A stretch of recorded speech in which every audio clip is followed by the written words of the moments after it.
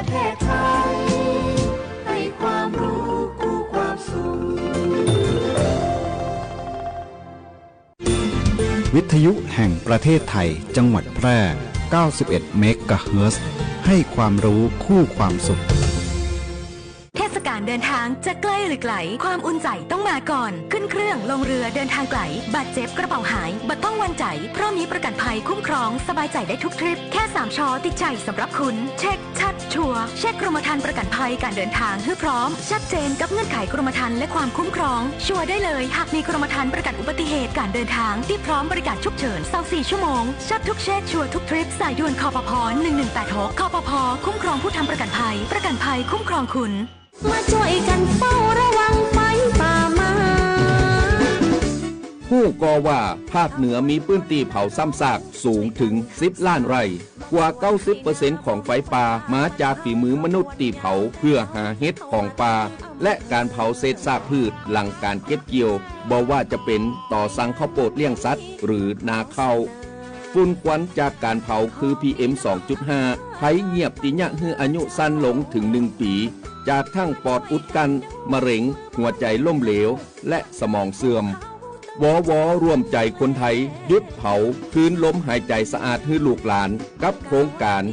จัดนโยบายการเปลี่ยนแปลงการใช้ประโยชน์ที่ดินเพื่อบริหารจัดการ PM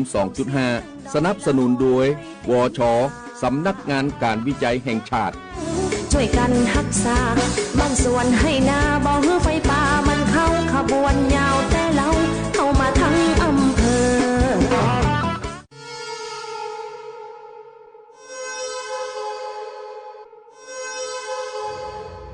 สายด่วน1669อบจ.แพร่สายด่วน1669อบจ.แพร่สายด่วน1669อบจ.แพร่โทรสายด่วน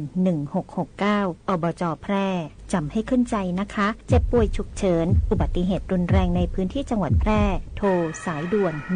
1669ศูนย์รับแจ้งเหตุและสั่งการการแพทย์ฉุกเฉินอบจ.แพร่เราจะส่งต่อผู้ป่วยไปรักษาที่โรงพยาบาลที่อยู่ใกล้ที่สุดพร้อมให้บริการตลอด24 ชั่วโมง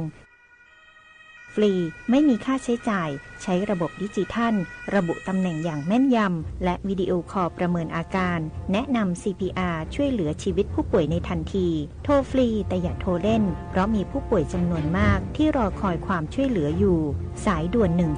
1669ศูนย์รับแจ้งเหตุและสั่งการการแพทย์ฉุกเฉินอบจ.แพร่ด้วยความปรารถนาดีจากองค์การบริหารส่วนจังหวัดแพร่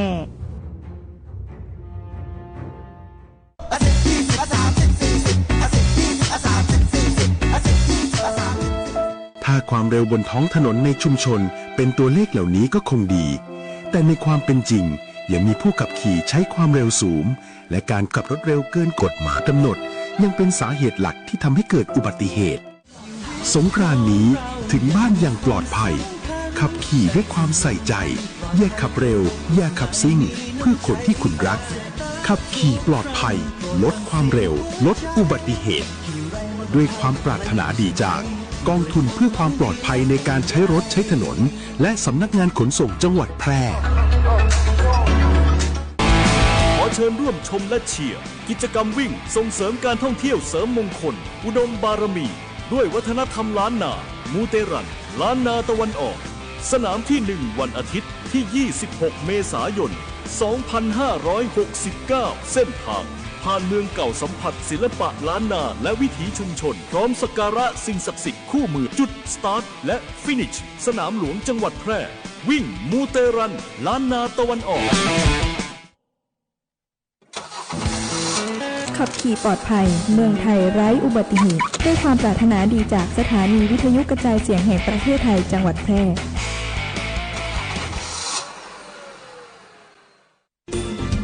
วิทยุแห่งประเทศไทยจังหวัดแพร่ FM 91 เมกะเฮิรตซ์ให้ความรู้คู่ความสุข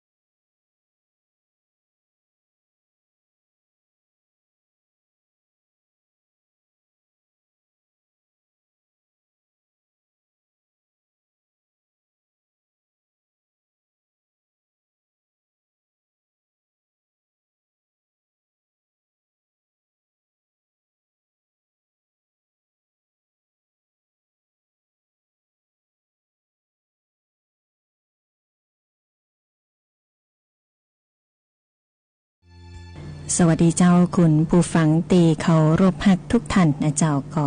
มาปะกันในช่วงของรายการมวลใจบ่าย3นะเจ้าช่วงของสัญจรปลอดภัยกับกรมการขนส่งทางบกโดยสำนักงานขนส่งจังหวัดแพร่นะเจ้าในวันนี้เนาะก็เช่นเคยนะเจ้ามาปะกันยามบ่าย3 โมงถึง4 โมงอยู่เป็นเปื่อนกัน1 ชั่วโมงตรงนี้ห้ามหน้าตีดำเนินรายการโดยน้องปุ๋ยพี่รุนพรแสงซอยนะเจ้าอยู่ด้วยกันจันทร์ถึงศุกร์นะคุณผู้ฟังทักทายแฟนรายการผ่านทางหน้าปัดวิทยุ FM 91 เมกะเฮิรตซ์วิทยุออนไลน์แล้วก็รวมไปถึงทางหน้าเพจ Facebook Live กันตัวนะเจ้าใครที่ติดตามทาง Facebook Live นะเจ้าก็รบกวนกดไลค์กดแชร์นะทักทายกันเข้ามาได้นะเจ้าอยู่ด้วยกันเนาะมีข้อมูลข่าวสารผลงานเพลงมวลหมอบเพื่อคุณผู้ฟังนะเจ้าในช่วงแรกนี่เนาะก็ปามาติดตามเรื่องของสภาพอากาศกันก่อนนะเจ้าโดยทางกรมอุตุนิยมวิทยาเนาะเพิ่นก็ได้ออกประกาศเตือนเรื่องพายุฤดูร้อนบริเวณประเทศไทยตอนบนนะเจ้าก็จะมีผลกระทบในวันที่23 ถึง 25 เมษายนนี้เพิ่นออกเตือนเป็นฉบับที่2นะเจ้าโดยทางกรมอุตุนิยมวิทยาก็บอกว่า23 ถึง 25 เมษายนนี้เนาะประเทศไทยของเฮาประเทศไทยตอนบนนะเจ้าจะมีพายุฤดูร้อนเกิดขึ้นก็มีลักษณะของพายุฝนฟ้าคะนองลมกระโชกแห้งฟ้าผ่านะเจ้าแล้วก็จะมีลูกเห็บตกในบางพื้นที่นะเจ้าโดยก็จะเริ่มในภาคเหนือของเฮาก่อนนะเจ้าแล้วก็ภาคตะวันออกเฉียงเหนือภาคตะวันออกส่วนภาคกลางกรุงเทพมหานครปริมณฑลก็จะได้รับผลกระทบในระยะต่อไปนะเจ้านอกจากนี้เนาะก็เกิดจากบริเวณความกดอากาศสูงมวลอากาศเย็นจากประเทศจีนเนี่ยได้แผ่ลงมาปกคลุมภาคตะวันออกเฉียงเหนือทะเลจีนใต้นะเจ้าในขณะที่ประเทศไทยตอนบนก็มีอากาศร้อนถึงร้อนจัดโดยทั่วไปกันตัวนะเจ้าก็ขอให้คุณผู้ฟังประชาชนนะระวังอันตรายจากพายุฤดูร้อนที่จะเกิดขึ้นตัวนะเจ้าก็หลีกเลี่ยงเนาะการอยู่ในที่โล่งแจ้งปืนเก้าไม้ไงสิ่งปลูกสร้างป้ายโฆษณาที่บ่แข็งแรงแล้วก็คุณผู้ฟังที่เป็นเกษตรกรนะท่านจะต้องเสริมความแข็งแรงให้กับเก้าไม้เก้าตอของท่านตัวนะเจ้าแล้วก็เตรียมการป้องกันความเสียหายที่จะเกิดขึ้นกับผลผลิตทางการเกษตรนะเจ้าพืชผักสวนครัวนะพืชไร่พืชสวนรวมไปถึงสัตว์เลี้ยงกันตัวนะเก็บเข้าคอกเข้าเหล่าเฮือเรียบร้อยนะเจ้ารวมไปถึงการดูแลรักษาสุขภาพในช่วงที่อากาศเปลี่ยนแปลงจีตัวนะเจ้าก็สามารถติดตามสภาพอากาศจากกรมอุตุนิยมวิทยาได้นะเจ้าแล้วก็ติดตามข้อมูลข่าวสารจากหน่วยงานที่เชื่อถือได้นะเจ้าเดี๋ยวนี้เนาะข่าวปลอมมันก็นักนะเจ้าแล้วก็บางท่านบางคนเนี่ยชอบไปฟังเขานะเขาว่านะเขาเล่าว่านะเจ้าบางเตือนเนาะบ่มีมูลนะเจ้าที่เป็นความจริงนะเพราะฉะนั้นเนาะก็ติดตามข้อมูลข่าวสารกับหน่วยงานที่น่าเชื่อถือนะเจ้าหรืออาจจะต้องมีการเช็คข่าวนะเช็คข่าวก่อนที่จะแชร์ออกไปเนาะเช็คให้ชัวร์ก่อนแชร์นะเจ้าเพื่อจะได้บ่สร้างความตื่นตระหนกตกใจหรือความสับสนให้กับผู้อื่นนะเจ้าแล้ววันนี้นะสภาพอากาศในพื้นที่ของภาคเหนือของเฮาเนาะติดตามจากเว็บไซต์ของ Air Force ไทยนะเจ้าก็พบว่าภาคเหนือของเฮาเนี่ยมีอุณหภูมิมีเรื่องของฝุ่น PM 2.5 นะคุณภาพอากาศเนี่ยเป็นสีส้มสีแดงนะเจ้าทางภาคของเฮาเลยและในวันนี้จังหวัดแปะของเฮาเนาะวัดกันตีตำบลนาจักอำเภอเมืองแปะจังหวัดแปะนะกา AQI อยู่ที่192นะเจ้าคุณฟังก็เป็นสีส้มนะมีผลกระทบต่อสุขภาพนะเจ้าตั้งสำนักงานการวิจัยแห่งชาติหรือวช.แล้วก็สถาบันวิจัยวิทยาศาสตร์เทคโนโลยีแห่งประเทศไทยเป็นเกาะห่วงใยคุณผู้ฟังประชาชนเนาะอยากจะเชิญชวนทุกท่านทุกคนเนี่ยงดการเผานะเจ้าโดยเฉพาะเกษตรกรนะท่านก็นำเอาพืชผลผลิตทางการเกษตรต่อสั่งฟังเข้านะเศษวัชพืชต่างๆเนี่ยเอามาเนี่ยเป็นปุ๋ยนะเจ้าแทนการเผาเนาะเพื่อที่จะรักษาคุณภาพอากาศของเขาเนาะวิกฤตในช่วงของหน้าร้อนจีเนี่ยฝุ่นควันนะไฟป่านะหรือการลักลอบการเผาเปิ่นจับแต่ปรับแต่จำคุกแต่ทุกรายนะเจ้าก็ฝากกันไว้ตัวเนาะในช่วงนี้นะน้องปุ๋ยเอาข้อมูลข่าวสารที่เป็นประโยชน์มาฝากกันนะเจ้าสำหรับข้อมูลข่าวสารนะ กรมการขนส่งทางบกเนาะท่านตีมีรถนะแล้วก็รถของท่านเกิดควันดำนะ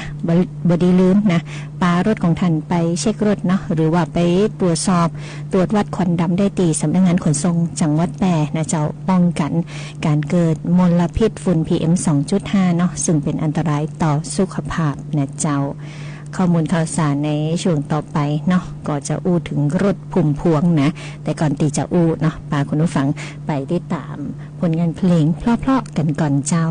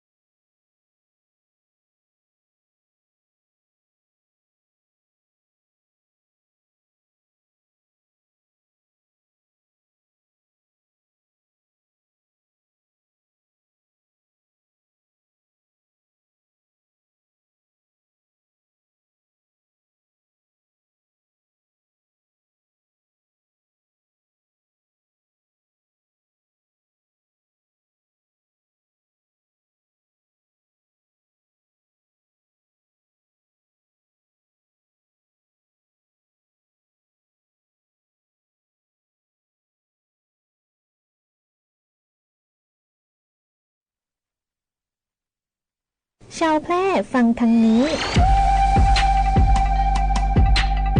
The World Opticon ฉลองครบรอบ27 ปี จัดหนักซัมเมอร์เซลล์ร้านแว่นตาที่ใหญ่ที่สุดในจังหวัดแพร่ขนแว่นตามาให้เลือกกว่าพันแบบ แบรนด์ดังมากมาย ลดเน้น 20-80% พิเศษสุดๆ แว่นกันแดดเริ่มต้น 90 บาท แถมยังมีโปร 1 แถม 1 อีกด้วย น้องๆ นักเรียนนักศึกษา อย่าพลาด โปรเปิดเทอม กรอบแว่นตาพร้อมเลน แค่ 890 บาทเท่านั้น เจอกันที่ The World Opticon แยกน้ำทอง คุ้มขนาดนี้ไม่มีอีกแล้วจ้า 1-30 เมษายนนี้เท่านั้นที่ The World Opticon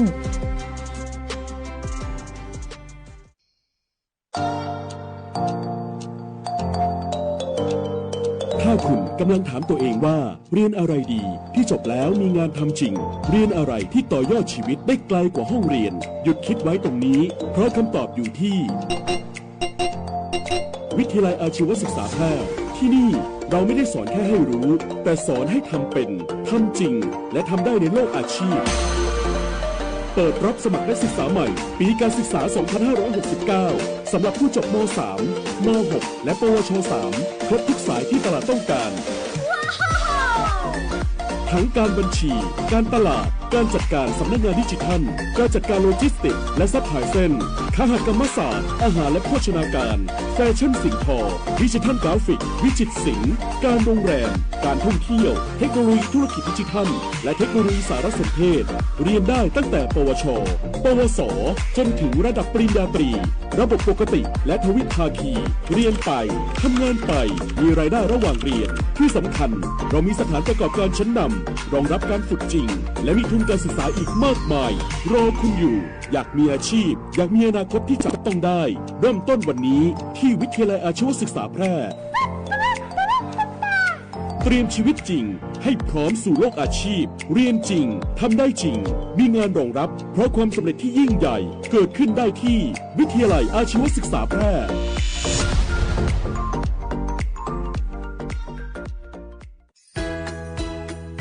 หากคุณอยากจะซื้อที่ดินพร้อมอาคารหรือห้องชุดปลูกสร้างอาคารหรือซื้อที่ดินพร้อมปลูกสร้างอาคารต่อเติมซ่อมแซมอาคารหรือจะกู้เพิ่มระยะเวลาในการผ่อนชำระไม่น้อยกว่า3ปีและไม่เกิน40ปีโดยอายุผู้กู้รวมกับระยะเวลาที่ขอกู้ต้องไม่เกิน70ปีอัตราดอกเบี้ยตามเงื่อนไขที่ธนาคารกำหนดสินเชื่อเพื่อที่อยู่อาศัยช่วยคุณได้สินเชื่อเพื่อที่อยู่อาศัยสินเชื่อสำหรับลูกค้าทั่วไปของธนาคารให้กู้ยืมเพื่อที่อยู่อาศัย โทรเลย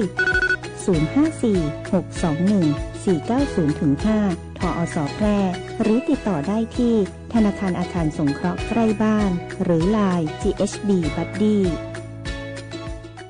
มาช่วยกันเฝ้าระวังไฟป่าไม้ ผู้ก่อว่าภาคเหนือมีพื้นที่เผาซ้ำซากสูงถึง10 ล้านไร่กว่า 90% ของไฟป่ามาจากฝีมือมนุษย์ตีเผาเพื่อหาเห็ดของป่าและการเผาเศษซากพืชหลังการเก็บเกี่ยวบอกว่าจะเป็นต่อสั่งข้าวโพดเลี้ยงสัตว์หรือนาข้าวฝุ่นควันจากการเผาคือ PM 2.5 ภัยเงียบติยะฮืออายุสั้นลงถึง1 ปีจากทั้งปอดอุดกันมะเร็งหัวใจล้มเหลวและสมองเสื่อมว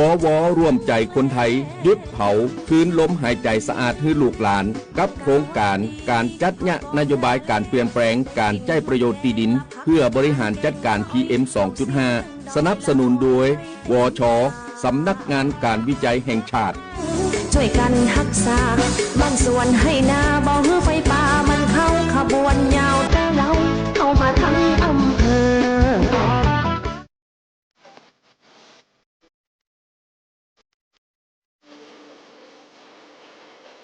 ครับบ่ดื่มบ่ครับปลอดภัยตลอดการเดินทางด้วยความห่วงใยจากสวทแปร FM 91 เมกะเฮิรตซ์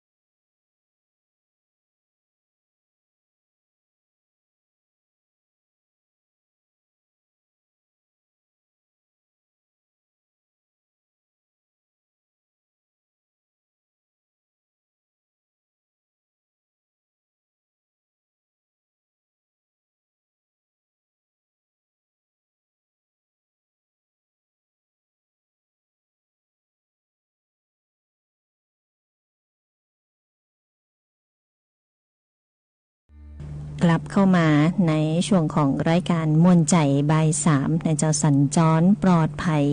กับกรมการขนส่งทางบกโดยสำนักงานขนส่งจังหวัดแปะเนาะผลงานเพลงลูกทุ่งม่วนๆเนาะมอบให้คุณผู้ฟังแฟนรายการทุกท่านทุกคนนะเจ้าก็อยู่ด้วยกัน1ชั่วโมงตรงนี้นะเจ้าอ่ะช่วงนี้นะน้องปุ๋ยจะพาคุณผู้ฟังนะมาติดตามข้อมูลข่าวสารนะตั้งสำนักงานขนส่งจังหวัดแปะเนาะเปิ้นก็เชิญชวนผู้ประกอบการรถพุ่มพวงนะเข้าร่วมโครงการบรรเทากาคล้องฉีดนะเจ้าโดยกรมการขนส่งทางบกเปิ้นก็ขานรับนโยบายของรัฐบาลเจ้าคุณผู้ฟังก็จะช่วยเหลือประชาชนจากผลกระทบสถานการณ์ในภูมิภาคตะวันออกกลางเนาะก็อยากจะกระจายสินค้าอุปโภคบริโภคให้เข้าถึงพื้นที่ห่างไกลในรูปแบบของตลาดเคลื่อนที่นะนั่นก็คือรถพุ่มพวงรถเป็นปุกเป็นขวะนะที่เฮาฮู้จักกันนะเจ้ากลุ่มเป้าหมายเนาะก็คือเปิดรับสำรวจข้อมูลรถขายสินค้าอุปโภคบริโภคหรือรถพุ่มพวงที่วิ่งให้บริการในพื้นที่อย่างต่อเนื่องนะเจ้ากลุ่มรถยนต์บรรทุกส่วนบุคคลรย3หรือเจ้าของรถที่ประสงค์จะเข้าร่วมโครงการเนาะเป็นการกระจายสินค้านะเจ้าด้วยการกำหนดนะเปิ้นก็บอกว่าการุณาแจ้งข้อมูลภายในนะเจ้าภายในวันที่23เมษายน2569วันนี้วันที่22แล้วนะเจ้านะช่องทางการติดต่อเนาะสำนักงานขนส่งจังหวัดแบ่0546525575นะเจ้า0546525575หรือสายด่วน1584นะคุณผู้ฟังที่ฟังอยู่เนาะอาจจะมีญาติพี่น้องที่แปลงรถพุ่มพวงขายครัวนะอาจจะบอกแจ้งนะเจ้าโดยติดต่อสอบถามไปตีสำนักงานขนส่งจังหวัดแปะเนาะโทรศัพท์นะเจ้า0546525575หรือสายด่วน1584เนาะเพราะว่าเปิ่นให้แจ้งข้อมูลภายในวันที่23เมษายน2569ก็คือภายในวันพุธนะวันพฤหัสบดีนะเจ้าหรือท่านที่ขี่รถพุ่มพวงอยู่แล้วนะเจ้าก็ปารถพุ่มพวงของท่านเข้าไปแวะที่สำนักงานขนส่งจังหวัดแปะก็ได้เนาะไปสอบถามข้อมูลนะว่าจะต้องจะได้เข้าร่วมโครงการจะได้นะเจ้าส่วนใครที่คล่องแคล่วทางเทคโนโลยีนะเจ้าก็สามารถที่จะส่อง QR codeผู้ที่ประสงค์เข้าร่วมโครงการเนาะสแกน QR code แล้วก็เข้าดูข้อมูลต่างๆได้นะเจ้าในเพจของสำนักงานขนส่งจังหวัดแปะเนาะเพจ Facebook นะเจ้าแล้วก็เดี๋ยวน้องปุ๋ยขึ้นละไว้ตีหน้าจอให้ได้พอกันนะเจ้าแล้วก็ข้อมูลข่าวสารแหมเรื่องหนึ่งเนาะเปิ้นบอกว่าโลกร้อนมลพิษหนักนะเจ้าน้ำมันก็หายากก็อยากจะมีทางเลือกอื่นๆให้คุณผู้ฟังแฟนรายการเนาะก็อัปเดตเรื่องของรถพลังงานทางเลือกของยุคปัจจุบันนะเจ้าบอกว่าจะเป็นรถไฮบริดนะรถไฮบริดก็คือจะมีระบบสลับใจน้ำมันแล้วก็ไฟฟ้านะเจ้าเหมาะสมกับรูปแบบของการขับขี่นะอย่างเช่นรถติดนะเจ้าช่วงตีเร่งแสงความเร็วนะเจ้าผลิตไฟฟ้าได้เองขณะที่รถวิ่งนะหรือเบรกเหมือนระบบก็มีปั่นไฟฟ้าโดยตีบ่ต้องชาร์จนะอันนี้คือรถไฮบริดนะเจ้าแล้วก็จะมีรถไฟฟ้า 100% นะอันนี้ก็จะใช้พลังงานไฟฟ้าในการขับเคลื่อนไฟฟ้า 100% นะหรือเฮาฮู้จักกันได้ชื่อรถ EV นั่นเองนะเจ้าเสียบปลั๊กชาร์จไฟตามจุดให้บริการต่างๆปั๊มน้ำมันหรือว่าจุดที่เปิ้นมีให้ชาร์จนะติดตั้งแทนชาร์จเองที่บ้านก็ได้นะเจ้าแล้วก็จะมีรถปลั๊กอินไฮบริดนะอันนี้ก็จะเป็นรถที่มีระยะทางในการวิ่งของระบบไฟฟ้าสั้นกว่ารถ EV 100% นะเจ้าขับเคลื่อนด้วยไฟฟ้าด้วยการเสียบชาร์จแบตได้เช่นกันนะเจ้าแล้วก็มีระบบของน้ำมันนะเจ้าหลังจากพลังงานไฟฟ้าหมดนะเหมาะกับการวิ่งนอกเมืองหรือพื้นที่ที่บ่มีจุดชาร์จนะเจ้าแต่ก็ยังคงประหยัดการน้ำมันอยู่นะอันนี้รถปลั๊กอินไฮบริดเนี่ยใจได้2อย่างเนาะใจได้ทั้งไฟฟ้าแล้วก็น้ำมันนะเจ้าแต่จะเน้นไปทางน้ำมันนักกว่าไฟฟ้าน้อยนะเจ้าคุณผู้ฟังนะแล้วก็จะใจไฟฟ้าน้อยกว่ารถ EV 100% นะเจ้าแล้วก็จะมีรถพลังงานแสงอาทิตย์นะ โซลาร์คาร์นะเจ้ามีการติดตั้งแผงโซลาร์เซลล์ตีบนรถนะเจ้าเพื่อเปลี่ยนพลังงานจากแสงแดดมาเป็นไฟฟ้านะเจ้าอันนี้ก็จะเป็นเทคโนโลยีของรถนะในบางยี่ห้อเนาะที่มันที่เปิดมีการติดตั้งแผงโซลาร์เซลล์นะเจ้าไว้บนหลังคาเนาะเพื่อเพิ่มระยะของการวิ่งจากพลังงานสะอาดเกาะกูกับการชาร์จรถแบบ EV ปกติเช่นกันนะเจ้าอันนี้เราต้องไปศึกษาข้อมูลเนาะว่าเราเหมาะสมกับรถประเภทไหนนะเจ้าแล้วก็จะมีรถพลังงานไฮโดรเจนนะเจ้าอันนี้สามารถผลิตไฟฟ้าได้โดยตรงจากไฮโดรเจนแล้วก็เซลล์ของเชื้อเพลิงนะเจ้ารถแบบนี้เนาะบ่อสร้างมลพิษคาร์บอนไดออกไซด์นะเจ้าคุณผู้ฟังอันนี้ก็เป็นรถทั้งเลือกนะเจ้าบางท่านเบื่อกันขับขี่รถติดใจน้ำมันล้วนๆแล้วนะอาจจะหันไปใจรถไฮบริดรถไฟฟ้า 100% รถปลั๊กอินไฮบริดนะเจ้ารถพลังงานแสงอาทิตย์รถพลังงานไฮโดรเจนนะนะก็ไปเลือกกันเอาแต่ก่อนตีจะซื้อนะเจ้าก็ต้องศึกษาข้อมูลเพิ่มเติมให้ละเอียดก่อนนะเจ้าเพื่อตีจะไม่ได้ผิดหวังในภายหลังนะเจ้าบางท่านเนาะก็เหมาะตีจะใจรถไฟฟ้านะหรือบางท่านเนี่ยอาจจะชอบรถใจน้ำมันอันนี้ก็แล้วแต่ความชอบส่วนตัวนะหรือบางท่านอาจจะมีสตังค์น้อยนะบ้านมีสตังค์ก็มีรถหลายอย่างนะอันนี้ก็สมเหมาะนะ นะเจ้าสำหรับบ้านท่านที่มีเงินนะอาจจะมีรถหลายยี่ห้อหลากหลายอันนี้ก็แล้วแต่เนาะแล้วแต่กระเป๋าแล้วแต่สตังค์ของแต่ละคนนะเจ้า